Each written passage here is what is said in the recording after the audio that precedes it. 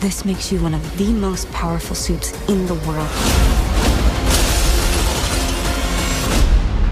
I'm not any chosen one. Chosen ones are like Harry Potter, Neo, fucking Frodo, fucking Frodo.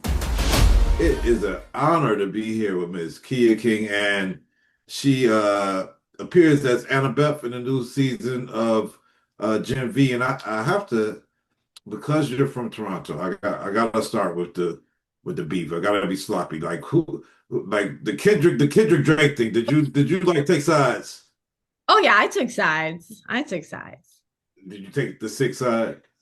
No, no, I want Kendrick all the way. I love Kendrick. I'm probably gonna get a lot of flack for that, but like Kendrick's so great, and he's just so intelligent. Like he takes classes at universities to like help better with his rhyme, and seems like such a great guy. Not that Drake isn't. I'm just saying I prefer Kendrick. Okay, I got that. That's fair. Yeah. Um, got speaking of grudges, because I'm sure that's a grudge. I mean, a lot of the character arc for your character this season is the grudge between you and your scene partner Jazz Sinclair's character Marie, and about the death of their parents. How do you personally deal with grudges? First question, and second, do you think that Annabeth draws from her power from that grudge, or not? The first question is that for me is like Keeya or like Yeah, ask Keeya. oh, How does Keeya. Keeya do? How do you deal? Do you get over it, or let it go, or are you somebody holds on to it? No, I'm usually someone that like forgives and forgets because I believe that holding on just makes you sort of like it becomes your suffering, and like nothing comes out of it for the other person. So if you're holding a grudge, you're the only one suffering. But for Annabeth, I think she holds on to that because she just doesn't understand. She just doesn't understand forgiveness yet. But I think she learns about that over time, especially when she gets to spend more time with Marie and Marie's friends, Jordan and Emma, and she gets to spend time with Supes. She eventually shifts her perspective of thinking that Marie's a monster to maybe Supes aren't so bad, and maybe my sister might be a hero, and she's just been learning how to harness her powers this whole time. Jesus, what? Where's Marie? Shit, I don't know. Marie! Marie! Marie! Marie! Wait! Hey! What is it? Yeah. What is Keeya's superpower in real life? Like, what do you feel like your superpower is that has helped you get to the point where you're at right now? I think my superpower is resilience. I was thinking today, I was like, damn, I really went through some shit and I'm still here. I think my superpower is resilience, and yeah, and I'm really proud Yeah. of that. Yeah. So I like to ask actors. I mean, you're a young actor, but you've been on the screen more than 10 years. You've done some things. I wonder, like, what was that spark? And I traveled to Toronto a lot annually for TIFF, and I wondered if having one of the biggest film festivals in the world in your backyard Yeah. help like make Hollywood closer or spark the dream of acting? Like what was your entrance into act? Like what drove that? And how did TIFF play? Did TIFF play a part of that at all? Okay, first I will say is that my birthday happens every year during TIFF. So my birthday is September 13th. And so TIFF is like usually like, I don't know, September 10th to 14th or whatever.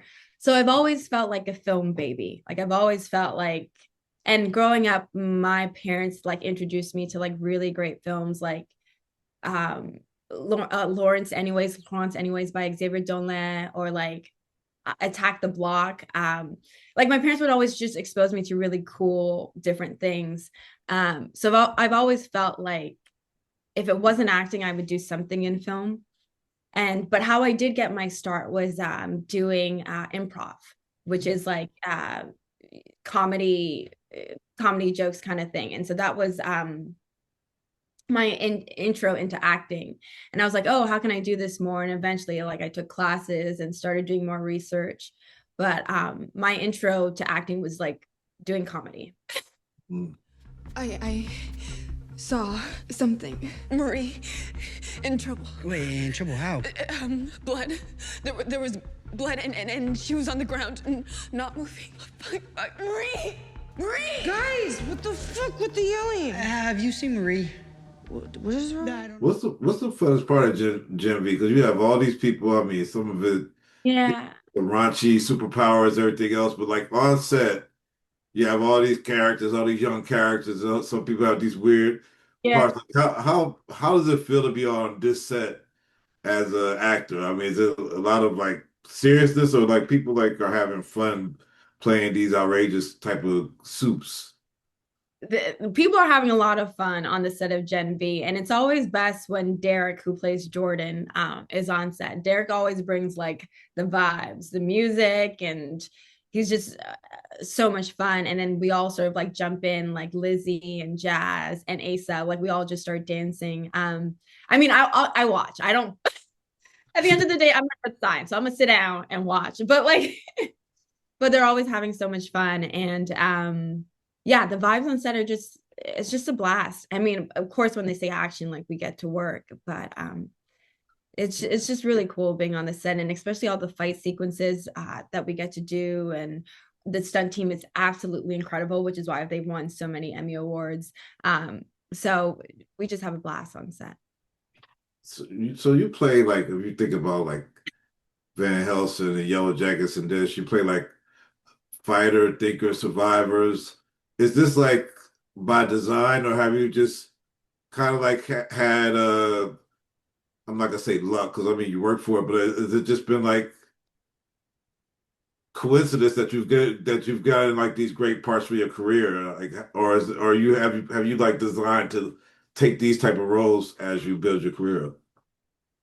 No, I think this is what you said. I think this is just a coincidence. Like, somehow I landed Van Helsing, like that sort of happened. And I remember doing the audition for that, thinking nothing would come out of it. And then it did. And now I'm sort of like in this sort of superhero world. And honestly, as an actor, it's a fun world to be in. Like, there's not a day that goes by where you're like, what the fuck what's happening? It's always crazy.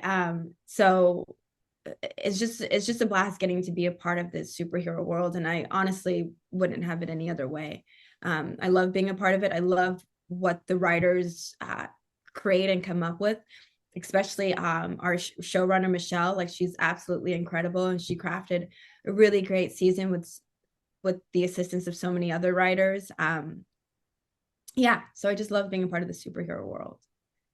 Are you gonna morph into doing any writing, directing, creating for yourself, or like the actor position is like the lane that you want to stay in? Like, I love writing, and I love directing, and I love cinematography as well. I think cinematography is what I originally wanted to do, and then I was like, calm down. I'm not holding this big ass camera. I'm not doing all that. No, I'm kidding. But I would love to venture in and like make some other stuff. And I mean, that's the beauty of storytelling, is that you could sort of move in any avenue. Yeah. well, you have a lot of castmates that you're on screen with in Gen V, but since Jazz Sinclair plays your sister, did you do anything special for y'all to create the sisterhood bond that you have to Yeah. portray on camera? Did y'all do anything off screen to kind of create what y'all are portraying on screen? Yeah, absolutely. Jazz and I went out and spent some time together, and like we just chatted about each our own lives, and we talked about like music we like and hobbies that we like to do. And Jazz is also a musician, so she was just sharing her music tastes, which she just has so much of. And so I think that bond, spending time outside of set, helped craft what was on screen, like you said. And even to this day, like we still chat, and she's honestly been like such a big sister to me throughout this whole process. And I'm so grateful for like her love and her kindness throughout all of this. And so honestly, she's just so fun to play with on screen. So, yeah. Well, I love that I've discovered you as not that I discovered you like Yeah, but now you know she's here. She out here. yeah, now I know you're here, and I've been looking out. I'm be looking out for all your future roles. I know that you're gonna go far, and I really appreciate your time and can't wait to see you just keep on soaring and doing your thing. Thank you for the chat. Thank you for the jokes and the great questions. Thank you. Thank you. Thank you, everybody.